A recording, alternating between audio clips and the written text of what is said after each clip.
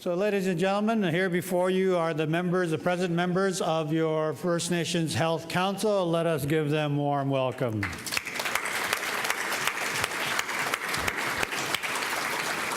And in this circumstance, welcome Chief Chapman. Please join the members of the Health Council who have been warmly welcomed to the front of the room. I want to turn to Gwen Phillips to make some remarks on behalf of the council. As you recall, she was on the panel, which we have moved, and so we really do want to provide some room. Yeah, because Evan was supposed to be on that panel too, and I see he got some mic time. So I have to say that I've worked for my nation for 28 years in a variety of positions. I've been a director of health and I've been a director of education. My current role really is about governance transition. And I've been a part of many processes. Somebody was talking about Pacific Planning Symposium the other day, and I was part of, there's been a lot of processes. What I acknowledge about this process is that almost all of these other processes have been very political processes. We've had to politicize our governance in order to relate to these other governments because they are political creatures. We are governing entities. We didn't have politics in our communities per se. We had governance. And so what I see as this gathering actually in the offer up to and the way we've done it as far as ensuring that every community in the province has a vote here is we've depoliticized the process and we've walked back towards governance. It was over 100 years ago that the nations of the interior signed a unity declaration and took that declaration to Ottawa. And I'm proud to say that my great-grandfather was one of those chiefs that went on that journey. And I was gifted with some songs that were sung by the Okanagan, Tsilhqot'in, and Ktunaxa people when they went on that journey. And I think that what we're doing today in creating vision, in actually taking the brave steps to move forward, it's really about going backward to reclaim what is rightfully ours, nationhood. Nationhood. I had the opportunity to work with a couple small communities at one point in my career that were struggling for recognition and understanding what Indian Affairs had done to them historically and basically amalgamating two communities. And there was tension in those people. They had no choice in that decision that was made. But when I acknowledged what was happening with them and they shared with me their history, I said to them, so you acknowledge that there's some bigger entity out there that has changed who you are. And now you're looking at each other and pointing fingers at each other, when in fact, we should be pointing our fingers at where that entity was that actually impacted us that way. So what we ended up doing together that day was celebrating their history in their ancestral homelands. The Ktunaxa Nation has a vision. Strong, healthy citizens and communities speaking our languages and celebrating who we are and our history in our ancestral homelands. Working together, managing our lands and resources as a self-sufficient, self-governing nation. That vision is 10 years old, and have we achieved? No. But the picture is getting clearer every day, because that's our picture as the Ktunaxa. We hope, we dream, and we believe fully that all of the nations of the province can again get that clear picture in front of themselves, and I see evidence of that all around us. I visit these health booths and I see the pictures of the people coming back again in their traditional ways. And that's what we all have to do.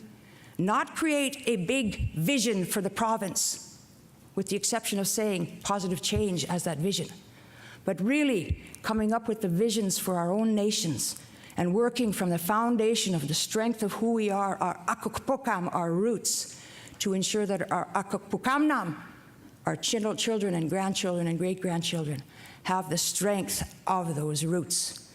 You cannot, and I braided my hair today for a reason. One individual hair on my head is easy to pull and snap and break. But I'll tell you that I can actually be held up by these braids. My brothers have done that to me. So let's not stand alone, let's stand together and ensure that the unity that we've experienced and feel in the interior, we can all feel that as nations again, as strong people, because that is what truly will save our children from the evils that exist out there. I've been so proud to be with the members of the Health Council over this term, this time. I have never, ever felt the power and the passion of people with no political agenda. Even Doug Kelly has been humbled at our table.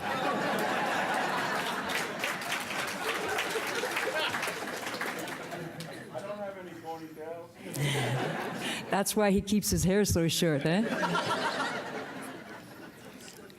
When we actually sat and learned of each other, and then we invited the society to sit with us and share a meal so we could learn of each other, not of the positions we hold, but of who we are as human beings.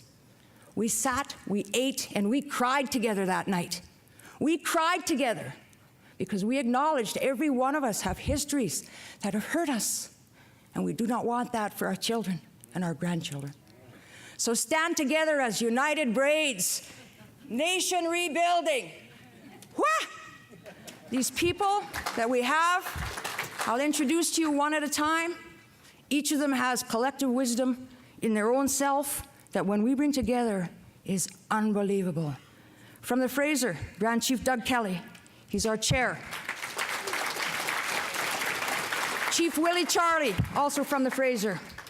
Wonderful human, has humbled us, shared with us, honored us. Chief Maureen Chapman, also from the Fraser. Strong woman.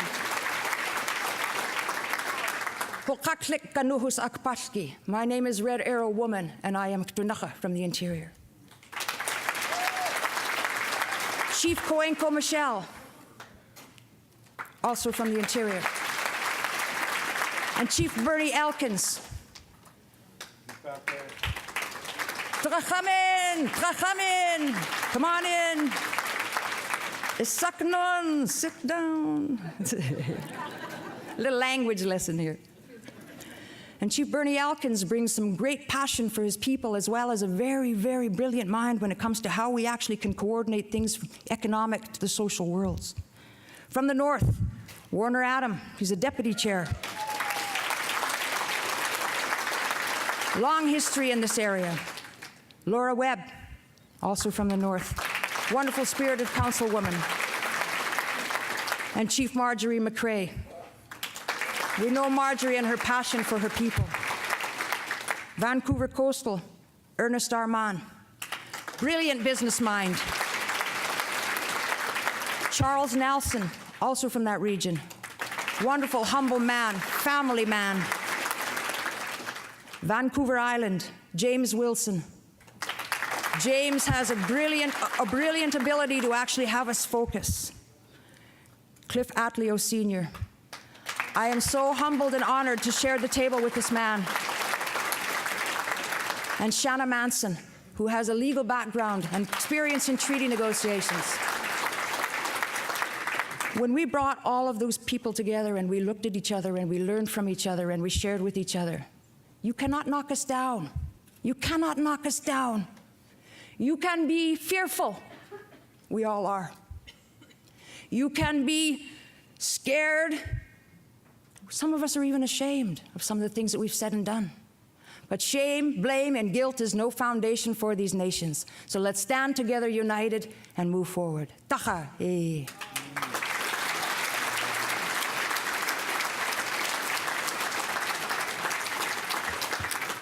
Thank you very much for doing that. I just want to take a moment, and I wanted to acknowledge that Madeline Dion Stout and Joe Gallagher were also on the Health Partnerships and Outcome panel. I see Madeline here, and I know Joe's been around, so let's thank them for their graciousness.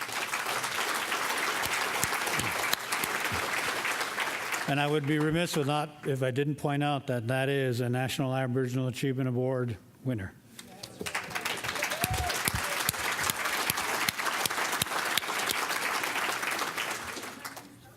I also wanted to give some thanks to those of you who were appointed by your regional caucuses and worked with the staff.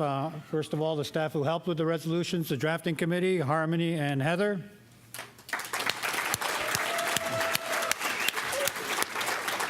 And from the Fraser, Susan Miller.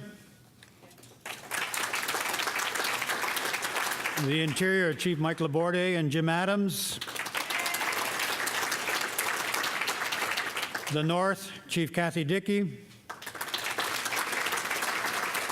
Vancouver Coastal, Deborah Baker.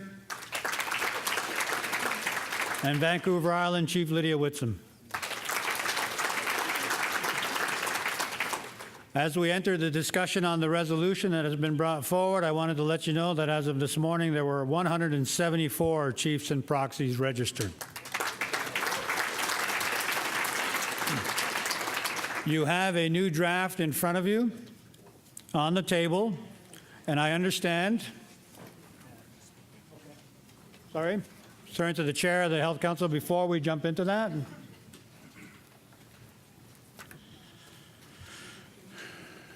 Respected elders, matriarchs, chiefs, leaders, brothers and sisters, I wanted to thank you for your participation here in this significant, historic day. I want to thank you for the wisdom, for your careful selection, election, appointment, voluntolding of your representatives to the First Nations Health Council. They are your representatives. You looked in the ranks of your leadership. You looked for someone that would work for you to make sure that they address your interests. And I want to thank you for the wisdom of your collective choices. I've been involved in this kind of work for, I hate to say it, but almost 31 years. And this is by far the healthiest, strongest, wisest, most determined council that I've ever had the privilege to serve with. And for that, I thank all of you that participated in the appointment and each and every one of our council members. Thank you. I want to thank you for participating in the debate in regional caucus meetings. I want to thank you for the appointment of leaders to help strengthen the resolution. Our council set a goal when we began to do this work. It set a simple goal sometimes that is very difficult to achieve, as simple things often are. They're the most challenging things for us to achieve. But the goal was this: we want an informed decision. When you consider saying yes, we want you to know what it means when you say yes. But if you're saying no, we want you to know what it means to say no. Because that's what an informed decision is all about. And so I wanted to thank our CEO, Joe Gallagher, a chief in his own way.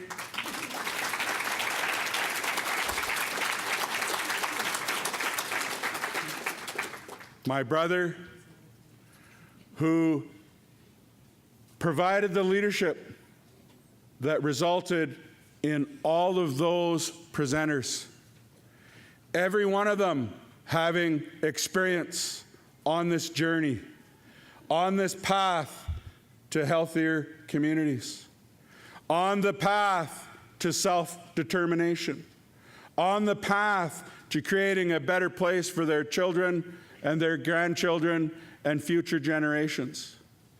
Every one of them had experience. Every one of them understood the fear that we feel today. Every one of them understood the excitement and the opportunity to grab onto change and to make change happen. And they shared their wisdom.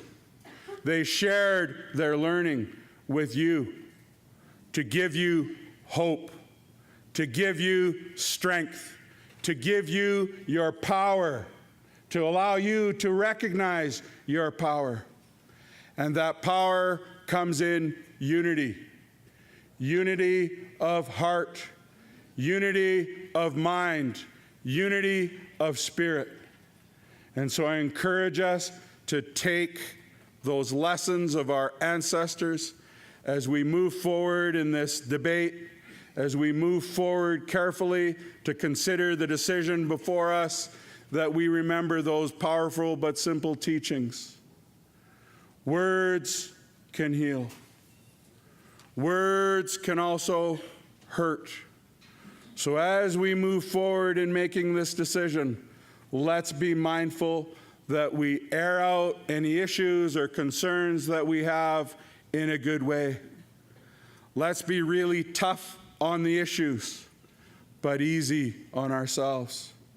And let's come together, let's work together, let's look for that place where we can reach a meeting of the minds and create one mind, one heart, and one spirit.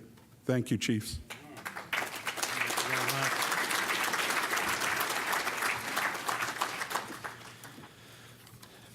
And so there have been many who have offered to move and second this, but I look to Chief Bill Cramner to move the motion, as I understand it. Thank you, Chief. And then I understand that Cookby Wayne Christian will second the motion. Agreed. Thank you very much. And for the record, I will just paraphrase in part this long resolution that you have in front of you. Well, I will note that as the drafting committee did its work following the regional caucuses, they did take a look at it and they've made some adjustments to respond. So there were originally 13 whereases, there are now 14 whereases, and whereas E is the one that has been added. And as we look at these whereases, it really describes the 6-year journey where you sort of have an evolution of the various documents, the creation and the adjustment of the various structures, and the ongoing discussions and negotiations, and the various resolutions that have been there to support their creation, to support their negotiations, to support their transition, and to support their next steps. It talks about then how we got to here, and then lays out how the framework agreement and the consensus paper really talk about where do we go next. And that where do we go next section is essentially all of the therefore be it resolves, but I will walk through them relatively briefly. And so it begins by just talking about starting in 2005 and noting that the Transformative Change Accord called for a new relationship, and was your commitment to a new relationship in the areas of education, housing, economic opportunities, and in our case here, health.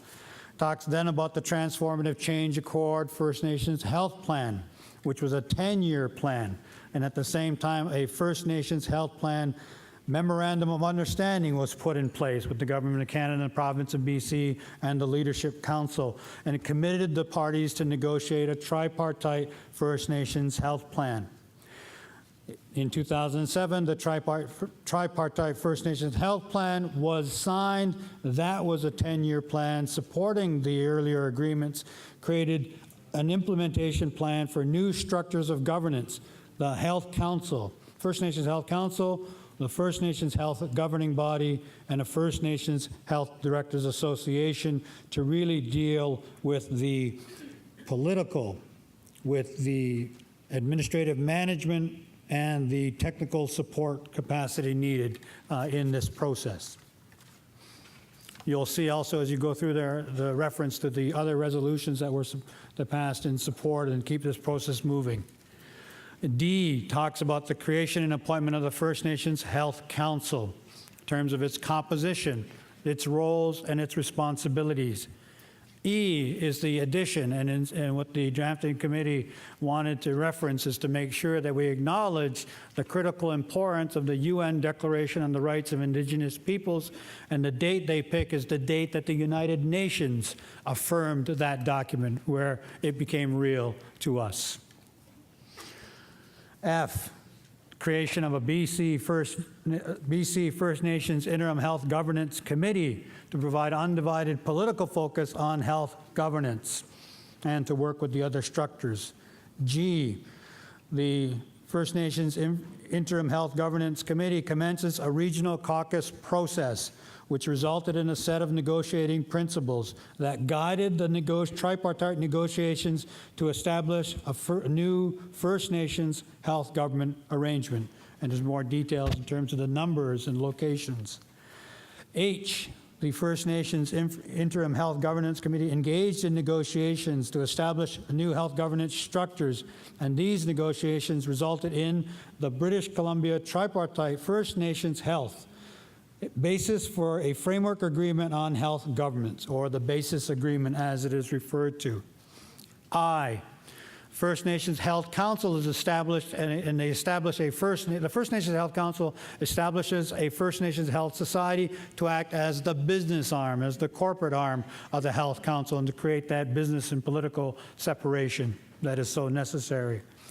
J, the resolutions call for the First Nations Health Council to transition its composition, and then through those same resolutions are directed to restructure the Health Council to oversee those health governance negotiations pursuant to the BASIS Agreement, including the negotiation, ratification, and implementation of a legal framework agreement.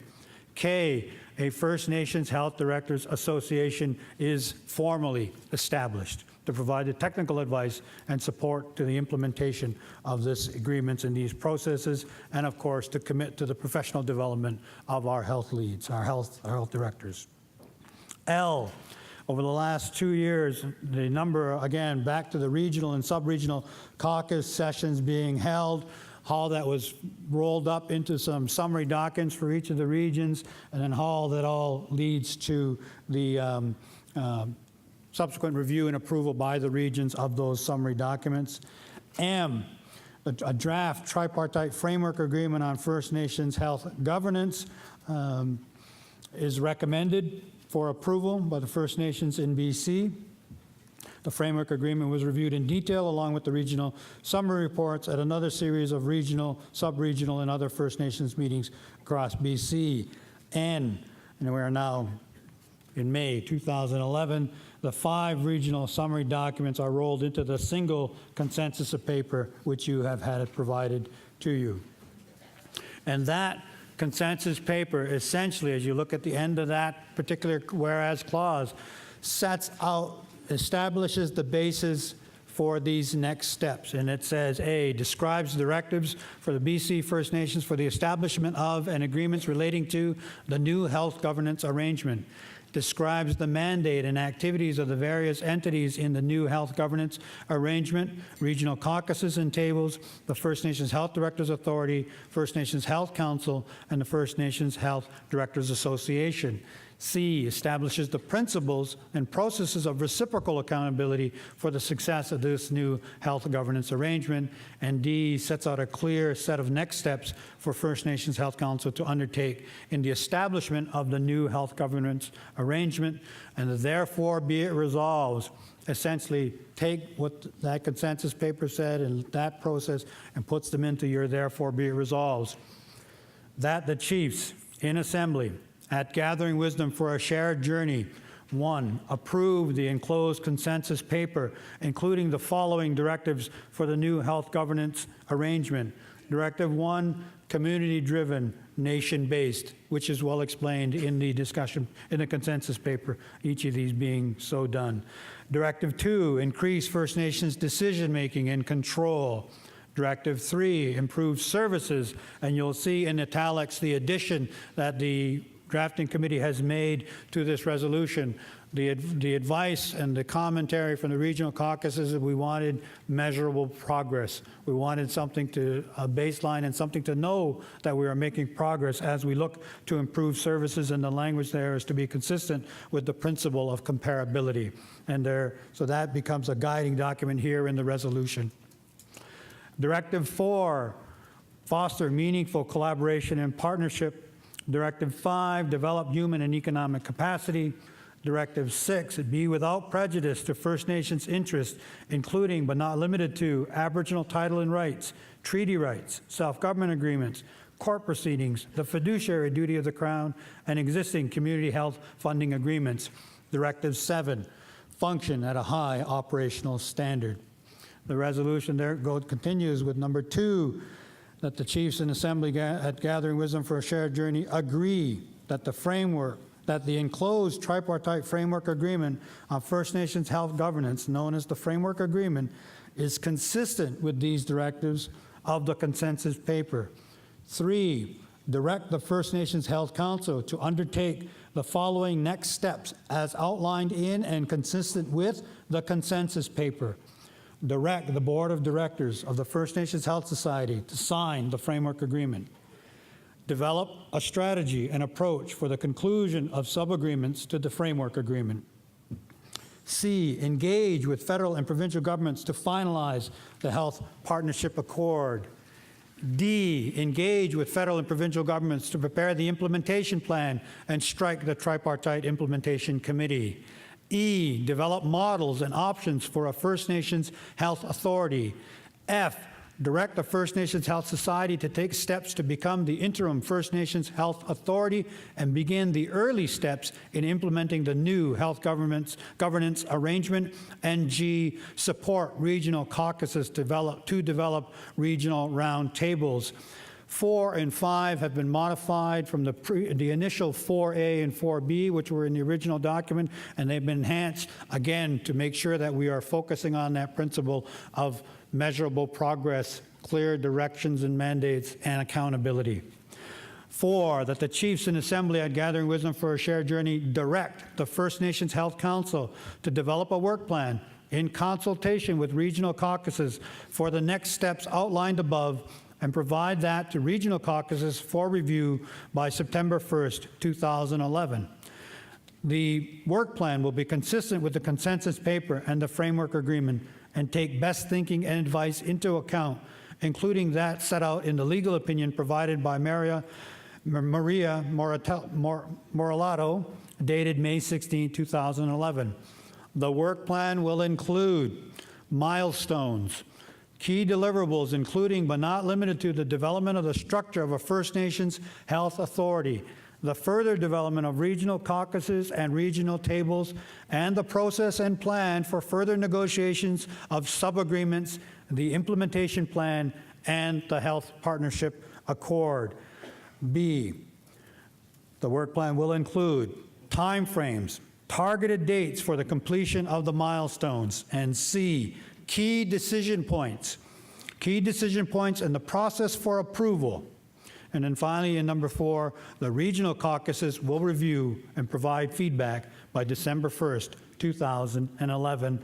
And 5, which is was formerly 4A, that the chiefs in assembly at Gathering Wisdom for a Shared Journey 4 direct the First Nations Health Council to continue to engage and share information with and be accountable to First Nations through a variety of mechanisms, including but not limited to regional caucuses, Gathering Wisdom for a Shared Journey forums, presentations to other provincial First Nations leadership organizations, annual reports, communiques, and online and digital media.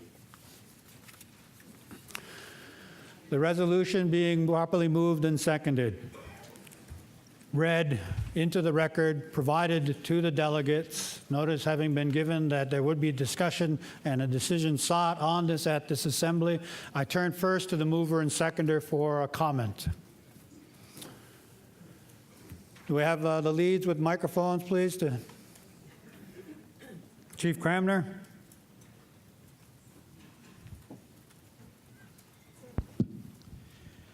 Akira Kasta, Gigame, Nasanmute Ninamuk. We gaikens, Dagilista Hota, Wallace Reerinayam. We gaikens, a will Kota. We gaikens, Silo Kota. So what I've said in my language is, let's take up this responsibility. Let's be together in unity and strength. let's pass this resolution so our health council can start doing the work that needs to be done. Ayum, thank you. Thank you very much.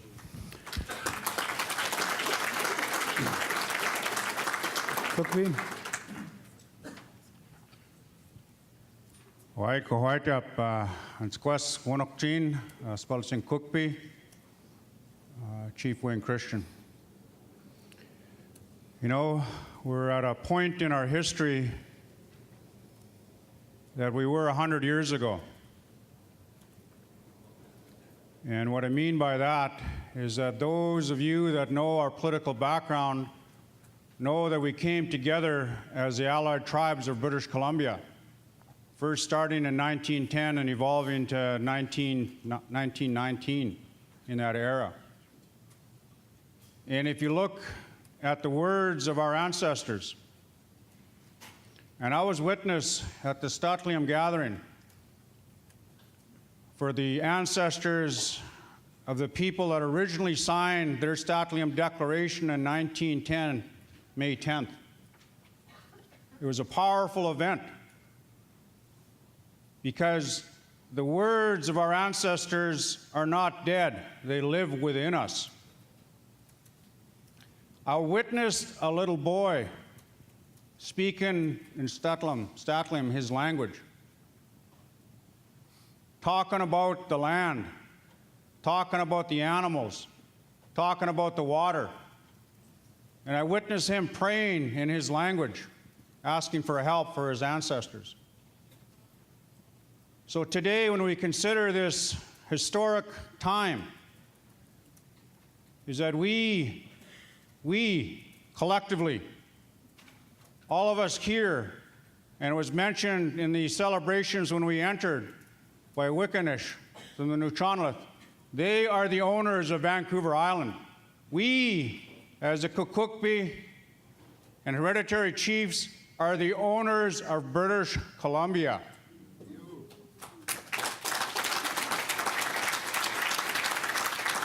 We have always talked about the relationship with the Crown. This agreement gives us that ability to go to Ottawa and to really enforce and make decisions for our people and bring that back for our communities. We don't have that ability now. We have to go through the process, through, what's his name? Where's Joseph? We have to go through this man, you know? And we know all the problems with the system. We know what is wrong. Our job now is to put it right. And when we walk through that door, when we move to the other side, we can't go as one. One community, one nation, one part of British Columbia, not the rest. We have to walk through that door together. Why I say that is back in 1980, our community stood up our laws for our children. You heard of it, you hear about it, our legislation for our community and our children. We put that together because we were concerned with the high numbers of children being apprehended and placed in the provincial system, the 60s scoop. We had all kinds of support from British Columbia, from the communities. We did a staging, we organized the province. We went and marched. We got the province to recognize our jurisdiction. We opened that door, we walked through it, but as soon as we walked through it, they closed it right behind us. There was no other community that could do that after we did what we did. And look at what exists for our children today. We're dealing with situations where 10 and 11-year-olds are being traumatized by a system. I'm witness to some of this because I sit as a chair for the Child and Family Wellness Council. It just is horrific what's going on. If we can walk through the door on this one for health, imagine what it's going to do, not for us, but for our children and our grandchildren. I have a responsibility not only as Cookbee of my community, I have a responsibility as a father and a grandfather to do what is right. And this is right. As much as we have problems with it, and there are tons of problems with it, and I know there is, but the work is going to be ours. It's not going to be the government, the work is going to be ours. And like I said to the minister back in 1980, Grace McCarthy, she was a deputy premier. In the meeting with her, she was talking about, well, you can't do it. You know, you just don't have the capacity. You know what I told her? I said, look it, when we make a mistake, we'll be able to correct it with our children.